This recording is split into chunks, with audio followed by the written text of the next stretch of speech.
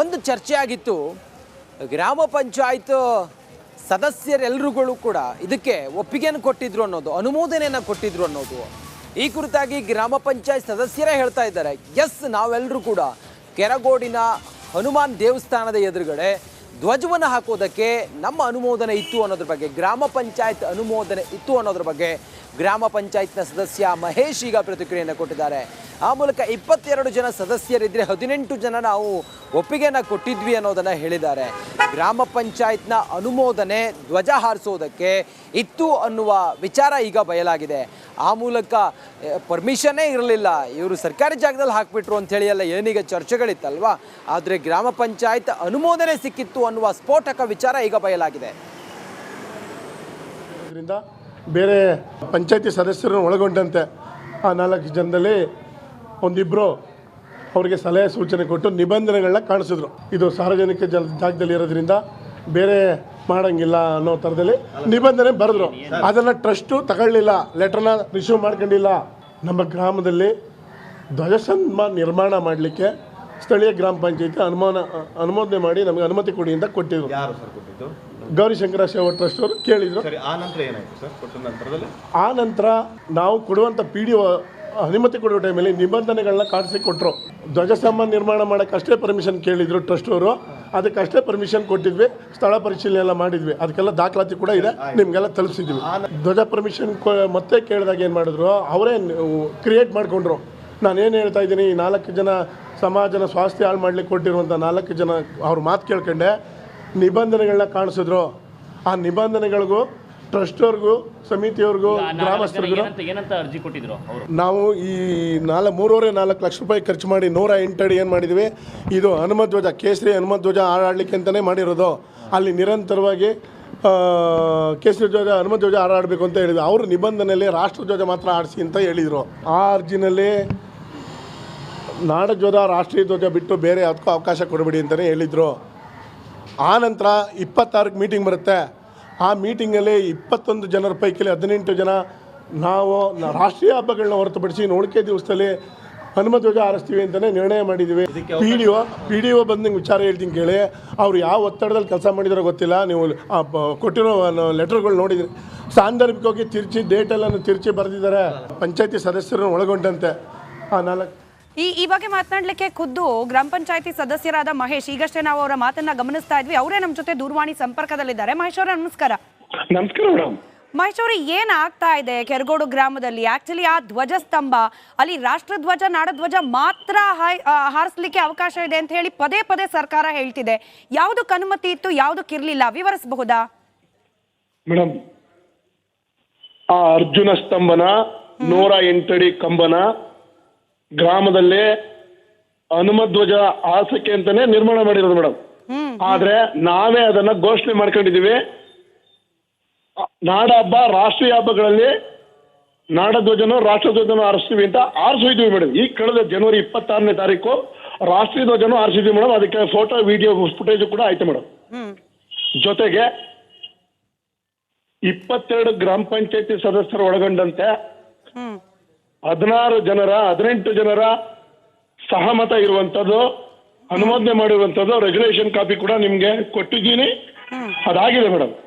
ಮಹೇಶ್ ಅವರೇ, ಗೌರ್ಮೆಂಟ್ ಜಾಗ, ಸರ್ಕಾರಿ ಜಾಗದಲ್ಲಿ ಯಾವುದೋ ಒಂದು ಧರ್ಮಕ್ಕೆ ಸೀಮಿತವಾದ ಧ್ವಜ ಹಾರಿಸ್ಲಿಕ್ಕೆ ಅವಕಾಶವೇ ಇಲ್ಲ, ಇದು ಸಂವಿಧಾನ ವಿರೋಧ ಅಂತ ಹೇಳಿ ಸರ್ಕಾರ ಹೇಳ್ತಿದೆ.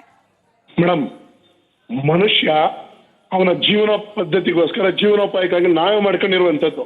ನಮ್ಮ ಗ್ರಾಮ ಪಂಚಾಯತಿ ಸ್ಥಳೀಯ ಗ್ರಾಮ ಪಂಚಾಯತಿ ಸ್ಥಳೀಯ ಸರ್ಕಾರ.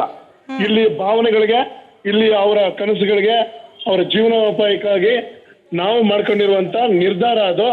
ನಾವು ಇದುವರೆಗೂ ಅನ್ಯ ಧರ್ಮದ ಒಂದು ಯಾವುದೇ ಈ ತರ ಕೇಸ್ ಇಲ್ಲ, ಒಂದು ಜಾತಿ ಪ್ರಕರಣ ಇಲ್ಲ, ಧರ್ಮದ ಪ್ರಕರಣ ಇಲ್ಲ. ನಿಮಗ್ ಗೊತ್ತಿರ್ಲಿ, ನಾನು ಅದಕ್ಕೆ ದಾಖಲಾತಿ ಕೊಡ್ತೀನಿ. ಇಲ್ಲಿ ಇರುವಂತ 3-4 ಕೂಡ ಮುಸ್ಲಿಮರು ಕೂಡ ದೇಣಿಗೆ ಕೊಟ್ಟಿದ್ದಾರೆ ಅರ್ಜುನ ಧ್ವಜಸ್ತಂಭಕ್ಕೆ.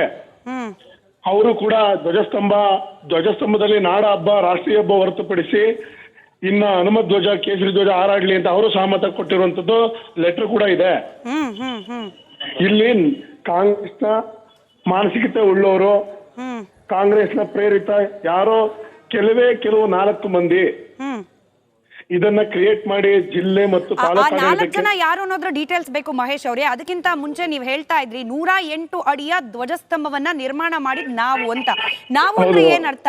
ಗ್ರಾಮ ಪಂಚಾಯತ್ ಸರ್ಕಾರದ ದುಡ್ಡ ಅಥವಾ ಗ್ರಾಮಸ್ಥರು ದೇಣಿಗೆ ರೂಪದಲ್ಲಿ ಸಂಗ್ರಹಿಸಿದ ದುಡ್ಡ? ನಾವು ಅಂತಂದ್ರೆ ನಾನೊಬ್ಬ ಗ್ರಾಮಸ್ಥ ಮೊದಲು, ಆಮೇಲೆ ಗ್ರಾಮ ಪಂಚಾಯತಿ ಸದಸ್ಯ. ಇಲ್ಲಿಯ ಜನರು, ಸಂಘ ಸಂಸ್ಥೆ, ಗೌರಿಶಂಕರ ಸೇವಾ ಟ್ರಸ್ಟ್, ರಾಮ ಭಕ್ತಾದಿಗಳು, ಹನುಮ ಭಕ್ತಾದಿಗಳು, ಸಾರ್ವಜನಿಕರು ಸೇರಿ ನಿರ್ಮಾಣ ಮಾಡಿರುವಂತದ್ದು 108 ಅಡಿ ಅರ್ಜುನ ಧ್ವಜಸ್ತಂಭ ಅದು ಮೇಡಮ್. ಈಗ ನಾಡ ಧ್ವಜಕ್ಕೆ ನಮಗೂ ಗೌರವ ಇದೆ ಮೇಡಮ್. ನಾವು ಕೂಡ ಕಾನೂನ ಗೌರವಿಸ್ತೀವಿ. ಅದಕ್ಕೆ ಹೇಳ್ತಾ ಇದ್ದೀನಿ, ಜನವರಿ 20ನೇ ತಾರೀಕಲ್ಲಿ ನಾವು ರಾಷ್ಟ್ರಧ್ವಜನು ಆರಿಸಿದ್ವಿ. ಆದ್ರೆ ನಾವು ಅದನ್ನು ಮಾಡ್ಕೊಂಡಿರೋದು ಹನುಮ ಧ್ವಜ ಹಾರಾಡಿಸ್ಲಿಕ್ಕೆ ಅಂತಾನೆ ಆ ಧ್ವಜನ ಸಂಗ್ರಹ ಮಾಡಿ ಚಂದ ಎತ್ತಿ ಮಾಡಿರೋದು ಮೇಡಮ್. ಓಕೆ, ಈಗ ಮುಖ್ಯಮಂತ್ರಿಗಳಾದಿಯಾಗಿ ಸರ್ಕಾರದ ಬಹುತೇಕ ಸಚಿವರು 2 ಲೆಟರ್ ಅನ್ನ ಪೋಸ್ಟ್ ಮಾಡಿದ್ದಾರೆ. ಅಲ್ಲಿ ಕ್ಲಿಯರ್ ಆಗಿ ಸೈನು ಸೀಲು ಎಲ್ಲ ಇದೆ. ಹಾಗೆ ಅಲ್ಲಿರೋದು ಕೇವಲ ರಾಷ್ಟ್ರಧ್ವಜ ಹಾಗೆ ನಾಡಧ್ವಜಕ್ಕೆ ಮಾತ್ರ ಅವಕಾಶ ಅಂತ ಹೇಳಿ, ಅದಕ್ಕೆ ನೀವುಗಳು ಎಲ್ಲ ಒಪ್ಪಿ ಸಹಿ ಹಾಕಿದ್ದೀರಿ ಅಂತ ಹೇಳಿ ಸರ್ಕಾರ ವಾದಿಸ್ತಾ ಇದೆಯಲ್ಲ ಮೇಡಮ್.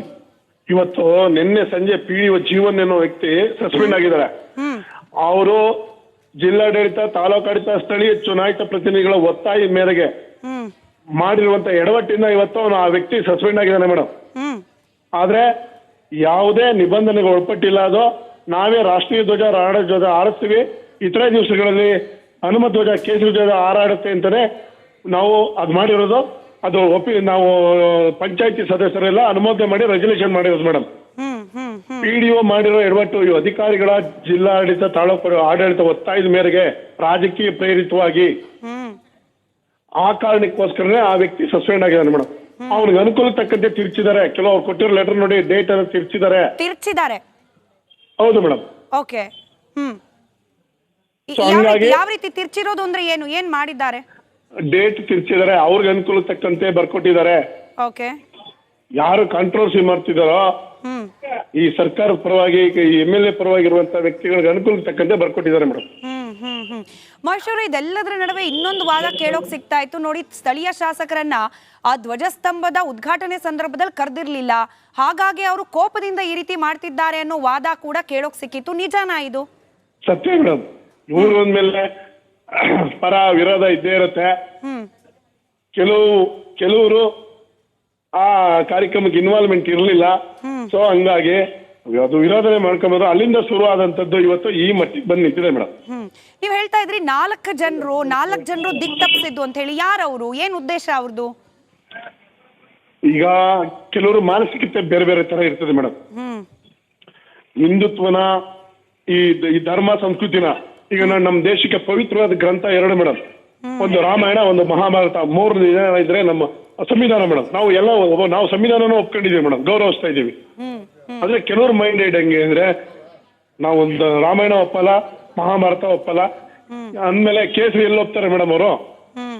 ಈ ತರ ಪೆಕ್ಯುಲರ್ ಮೈಂಡ್ಗಳಿರುವಂತ ವ್ಯಕ್ತಿಗಳು, ಅದರಿಂದ ಪ್ರೇರಣೆಗೊಳಗಾದಂತ ಕೆಲವು 3-4 ವ್ಯಕ್ತಿಗಳು ಈ ಘಟನೆಗೆ ಕಾರಣ ಮೇಡಮ್.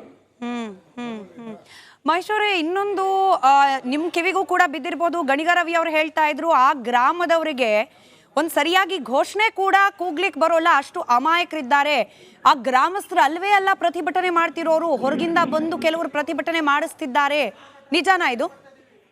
ಮೇಡಮ್, ಈ ಗ್ರಾಮದಲ್ಲಿ ಹನುಮ ದೇವಸ್ಥಾನ ಇದೆ, ರಾಮ ಮಂದಿರ ಇದೆ. ನಾವೆಲ್ಲ ಕಾಲಮಲ್ಲಿ ಹುಟ್ಟ ಏನಂತ ಬರ್ಕೊಂಡಿದೀವಿ? ಹಿಂದೂ ಅಂತ ಬರ್ಕೊಂಡಿದೀವಿ. ಇವತ್ತು ಚುನಾಯಿತ ಪ್ರತಿನಿಧಿ ಆಗ್ಬೇಕಾದ್ರೂ ಹಿಂದೂ ಅಂತ ಬರ್ಕೊಂಡಿದೀವಿ. ರಾಮ, ಶಿವ, ಶಂಕರ ಅಂತ ಹೆಸರಿಕೊಂಡಿದೀವಿ. ನಮ್ಗೆ ಭಾರತ್ ಮಾತಾ ಕಿ ಜೈ ಕೂಗಿ ಬರೋಲ್ಲ ಮೇಡಮ್. ಯಾರಾದ್ರೂ ಇದು ಯಾರು ನಾನ್ಸೆನ್ಸ್ ಅನ್ಸುತ್ತೆ ಮೇಡಮ್ ಈ ನಾನು ಹೇಳಿಕೆ ಕೇಳಿದ್ರೆ ಮೇಡಮ್. ಸೊ ಈ ಕಡೆಯದಾಗಿ ಮಹೇಶ್ ಅವರೇ, ಈ ಪ್ರತಿಭಟನೆ ಗ್ರಾಮಸ್ಥರು ಪ್ರಾರಂಭ ಮಾಡಿದ ಪ್ರತಿಭಟನೆಯನ್ನ ಯಾವ್ದಾದ್ರೂ ಪಕ್ಷ ಹೈಜಾಕ್ ಮಾಡ್ಕೊಳ್ತಾ ಇದೆಯಾ, ತನ್ನ ರಾಜಕೀಯ ಲಾಭಕ್ಕೋಸ್ಕರ ಬಳಸ್ಕೊಳ್ತಾ ಇದೆ ಅಂತ ಹೇಳಿ ತಮ್ಮ ಗ್ರಾಮಸ್ಥರಿಗೆ ಅನಿಸ್ತಾ ಇದೆಯಾ? ಇಲ್ಲ ಮೇಡಮ್. ಊರಿನ ಮುಖಂಡರು ಅಂದ್ಮೇಲೆ ಯಾವ್ದಾದ್ರು ಒಂದು ಪಕ್ಷಕ್ಕೆ ಅಥವಾ ಒಬ್ಬ ವ್ಯಕ್ತಿಗೆ ಚುನಾವಣೆ ಮಾಡ್ತಾರೆ ಪ್ರಜಾಪ್ರಭುತ್ವದ ವ್ಯವಸ್ಥೆನಲ್ಲಿ. ಆದ್ರೆ ಊರಿನ ಸಮಸ್ಯೆ ಬಂದಾಗ ಅವ್ರು ನಿಲ್ಲಬೇಕಾದ ಕರ್ತವ್ಯ ನಿಂತಿದ್ದಾರೆ, ಸಪೋರ್ಟ್ ನಿಂತಿದ್ದಾರೆ ಮೇಡಮ್. ಆದ್ರೆ ಯಾವುದೇ ಪಕ್ಷ ಇದನ್ನ ಹೈಜಾಕು ಮಾಡ್ಕೊಂಡಿಲ್ಲ, ಅದನ್ನ ಉಪಯೋಗನೂ ಮಾಡ್ಕೊಂಡಿಲ್ಲ ಮೇಡಮ್. ಆದ್ರೆ ಇದೊಂದು ಹೋರಾಟ ಹಿಂದುತ್ವದ ಪರವಾಗಿದೆ, ಗ್ರಾಮಸ್ಥರ ಭಾವನೆಗಳಿಗೆ ತಕ್ಕಾಗಿದೆ ಮೇಡಮ್. ಈ ಭಾಗದ ಈ ಕರಗೋಡು ಗ್ರಾಮ ಪಂಚಾಯತಿಯ ರೈತಾಪಿ ವರ್ಗದ ಸಾಮಾನ್ಯ ಜನರ ಯುವಕರ ಭಾವನೆಗೆ ತಕ್ಕಂತೆ ಸ್ಪಂದಿಸಬೇಕು ಅಂತ ಹೋರಾಟ ಮಾಡ್ತಿದ್ದೇವೆ ಹೊರತು ಇಲ್ಲಿ ಯಾವುದೇ ವ್ಯಕ್ತಿಯ ಯಾವುದೇ ಪಕ್ಷದ ಪರವಾಗಿಲ್ಲ ಮೇಡಮ್. ರೈಟ್. ಧನ್ಯವಾದ ಮಹೇಶ್ ಅವರೇ, ರಿಪಬ್ಲಿಕ್ ಕನ್ನಡದ ಜೊತೆಯಲ್ಲಿ ಮಾತನಾಡಿದಕ್ಕೆ. ಇದು ಗ್ರಾಮ ಪಂಚಾಯತಿ ಸದಸ್ಯ ಮಹೇಶ್ ಅವರ ಮಾತು. ಕ್ಲಿಯರ್ ಆಗಿ ಹೇಳ್ತಿದ್ದಾರೆ, ಗ್ರಾಮ ಪಂಚಾಯತಿ ಸದಸ್ಯರ ಪೈಕಿ ಬಹುಮತದ ಆಯ್ಕೆ ಆಗಿತ್ತು. 365 ದಿನದಲ್ಲಿ ರಾಷ್ಟ್ರೀಯ ಹಬ್ಬಗಳನ್ನು ಹೊರತುಪಡಿಸಿ ಬಾಕಿ ಅಷ್ಟೂ ದಿನ ಆ ಅರ್ಜುನ ಸ್ತಂಭದಲ್ಲಿ ಹನುಮತ್ ಧ್ವಜವೇ ಹಾರಾಟ ಆಗಬೇಕು ಅಂತ ಹೇಳಿ PDO ಯಾರದೋ ಒತ್ತಡದ ಅಡಿಯಲ್ಲಿ ಕೆಲಸವನ್ನ ಮಾಡಿ ಅನುಮತಿಯ ಪತ್ರಗಳನ್ನು ತಮ್ಮ ಅನುಕೂಲಕ್ಕೆ ತಕ್ಕಂತೆ, ತಮ್ಮ ಮೇಲಿದ್ದ ಒತ್ತಡಕ್ಕೆ ತಕ್ಕಂತೆ ತಿರುಚಿದ್ದಾರೆ ಅನ್ನೋದು ಮಹೇಶ್ ಅವರ ಗಂಭೀರ ಆರೋಪ. ಹಾಗೆ ಪ್ರಾರಂಭವಾಗಿರೋದು ಗ್ರಾಮಸ್ಥರಿಂದ ಪ್ರತಿಭಟನೆ, ಗ್ರಾಮಸ್ಥರೇನೇ ಪ್ರತಿಭಟನೆಯನ್ನ ಮುಂದುವರಿಸಿಕೊಂಡು ಹೋಗ್ತಿದ್ದಾರೆ. ಹನುಮತ್ ಧ್ವಜ ಅಲ್ಲಿ ಹಾರಾಟ ಮಾಡಲಿಕ್ಕೆ ಅವಕಾಶ ಸಿಗೋವರೆಗೂ ಕೂಡ ಈ ಹೋರಾಟ ಮುಂದುವರಿಯುತ್ತೆ ಅನ್ನೋದು ಮಹೇಶ್ ಅವರ ಮಾತು.